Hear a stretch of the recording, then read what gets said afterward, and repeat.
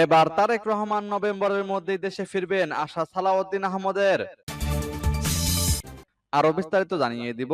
এদিকে শাহবাগে এনসিপির দুই পক্ষের সংঘর্ষ। এবার সব দলকে নির্বাচনে অংশ নেওয়ার আহ্বান মির্জা ফখরুলের। এদিকে আওয়ামী লীগের আমলের মতো ভোট কারচুপির ষড়যন্ত্র চলছে বললেন হাসনাত আব্দুল্লাহ। আরো জানিয়ে দিব, এবার 7 নেতার বহিষ্কার আদেশ প্রত্যাহার করলো বিএনপি। এদিকে ঐক্যমত্য কমিশনের সঙ্গে বৈঠকে বসেছে এনসিপি। এবার শেরপুরে জামায়াতের গণসংযোগে হামলার অভিযোগ মিথ্যা দাবি বলছে বিএনপি। এবং সর্বশেষে জানিয়ে দিব, এদিকে কয়েকটি রাজনৈতিক দলের চাপে সরকার দিশেহারা। শুনছিলেন সংবাদ শিরোনাম, এখন বিস্তারিত। তবে তার আগে অনুরোধ থাকবে এই ভিডিওতে একটি লাইক দিন এবং কমেন্টস করে জানিয়ে দিন আপনি কোন জেলা থেকে বা কোথায় থেকে আমাদের সাথে যুক্ত রয়েছেন। এবং সংবাদের সর্বশেষ গুরুত্বপূর্ণ আপডেট পেতে চ্যানেলটি সাবস্ক্রাইব করে আমাদের সঙ্গেই থাকুন।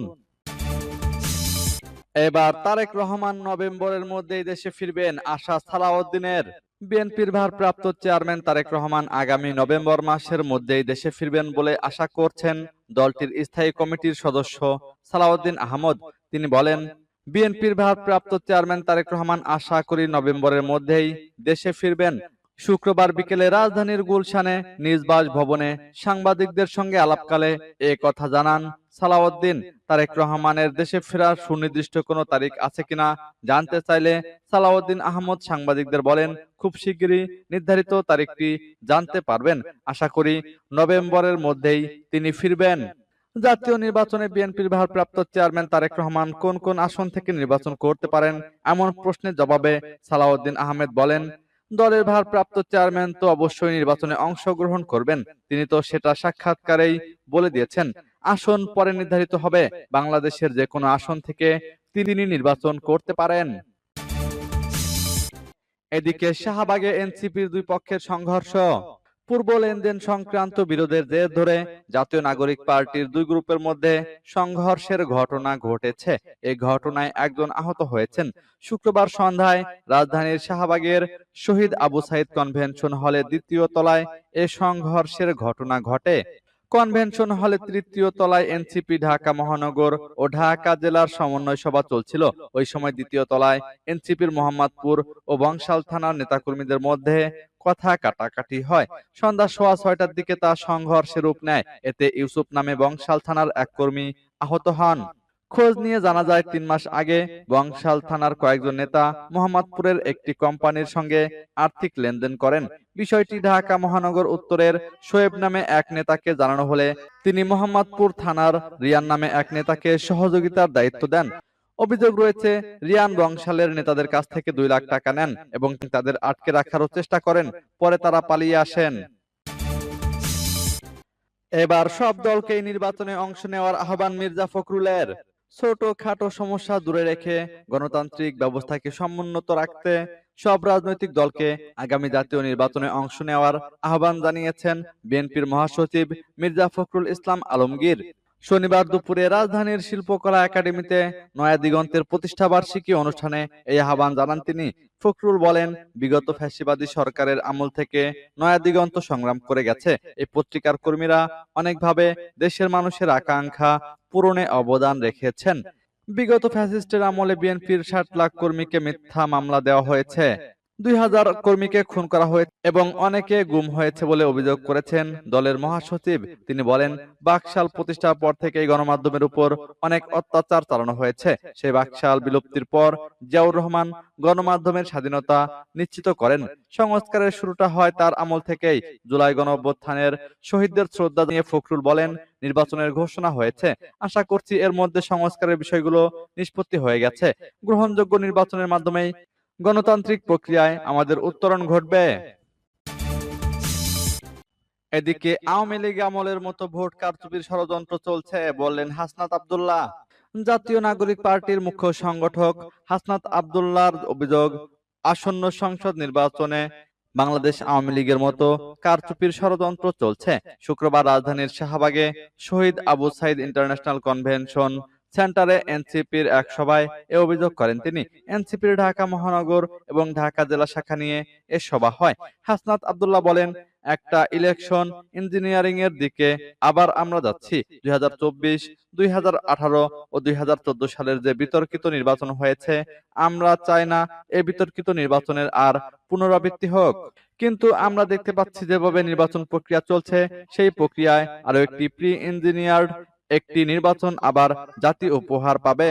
জুলাই অভ্যুত্থানের পর গঠিত অন্তর্বর্তী সরকার জানিয়েছে আগামী ফেব্রুয়ারিতে হবে ত্রয়োদশ সংসদ নির্বাচন। এ অভ্যুত্থানে নেতৃত্ব দেওয়া তরুণেরা রাজনৈতিক দল এনসিপি গঠন করে সেই নির্বাচনে অংশ নেওয়ার প্রস্তুতি নিচ্ছে। তিনি বলেন, এখন সচিবালয়ে বসে ডিসি ভাগাভাগি চলছে বিভিন্ন রাজনৈতিক দলের মধ্যে। যেমন চট্টগ্রামের ডিসি আমি নেব, উত্তরবঙ্গে 2টা ডিসি আমাকে ছাড়তে হবে, যদি রংপুরের ডিসি ছাড়ি তাহলে আমাকে আরেক জায়গার ডিসি ছেড়ে দিতে হবে। এই এনসিপি নেতা বলেন, একটি রাজনৈতিক দল তার নিয়ন্ত্রিত যে ব্যাংকগুলো দখল করেছে, যে ব্যবসা প্রতিষ্ঠানগুলো দখল করেছে, সেই ব্যাংক এবং ব্যবসায়িক প্রতিষ্ঠানের কর্মচারীদের পোলিং এজেন্ট হিসেবে নিয়োগ দেওয়ার চেষ্টা চালাচ্ছে। আমরা দেখতে পাচ্ছি একটা রাজনৈতিক দল স্কুল কমিটিগুলো ও এগুলোর সভাপতি, সাধারণ সম্পাদক পদ দখল করেছে, শিক্ষকদের জিম্মি করেছে। আগামী নির্বাচনে কেন্দ্র দখল করার জন্য তাদের এখনই সশস্ত্র কায়দায় ট্রেনিং দেওয়া হচ্ছে। এবার 7 জন নেতার বহিষ্কার আদেশ প্রত্যাহার করল বিএনপি।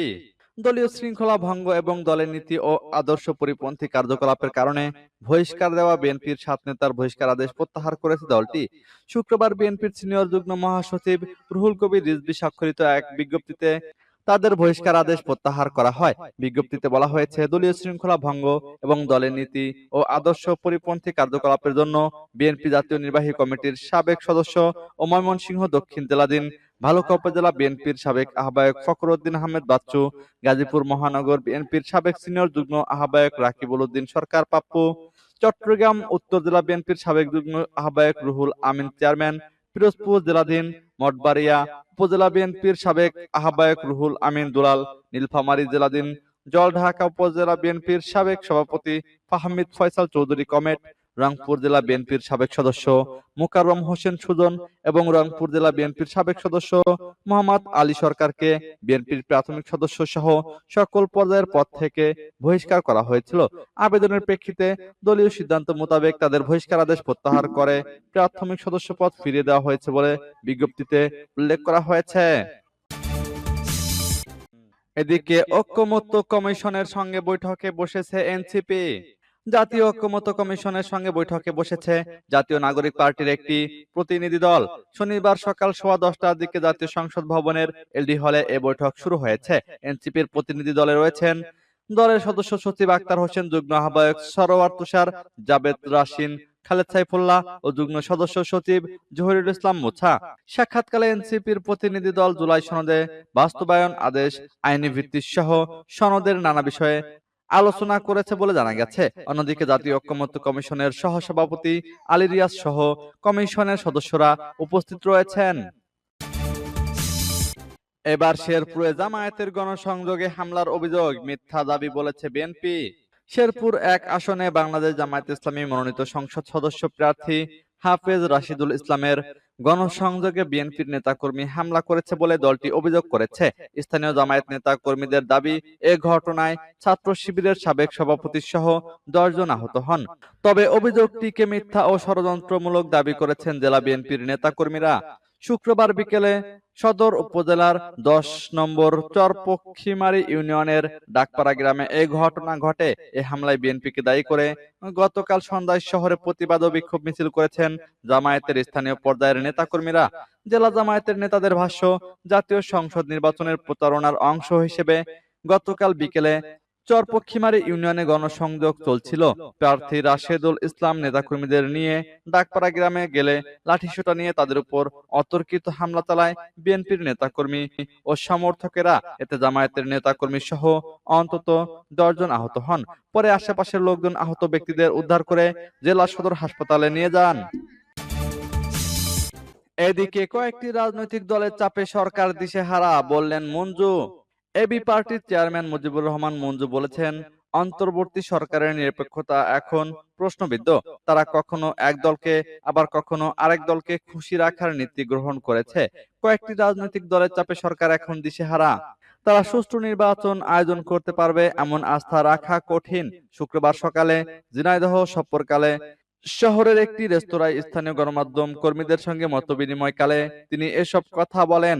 জেলা আহ্বায়ক অ্যাডভোকেট মতিয়ার রহমানের সভাপতিত্বে আয়োজিত এ মতবিনিময় সভায় বিশেষ অতিথি ছিলেন সাংগঠনিক সম্পাদক ইয়ামিনুর রহমান ও যুব পার্টির সদস্য সচিব হাদিউজ্জামান খোকন। মুজিবুর রহমান মঞ্জু বলেন, গণ অভ্যুত্থানের পর প্রশাসনকে সঠিকভাবে পুনর্গঠন করা যায়নি। নানামুখী বিশৃঙ্খলার কারণে এখনো অনিশ্চিত নির্বাচন আদৌ সুষ্ঠু হবে কিনা। বিএনপি জামায়াত এনসিপির দ্বন্দ্বে আইন শৃঙ্খলা রক্ষাকারী বাহিনীও কঠোর অবস্থান নিতে পারছে না, যা অত্যন্ত দুঃখজনক।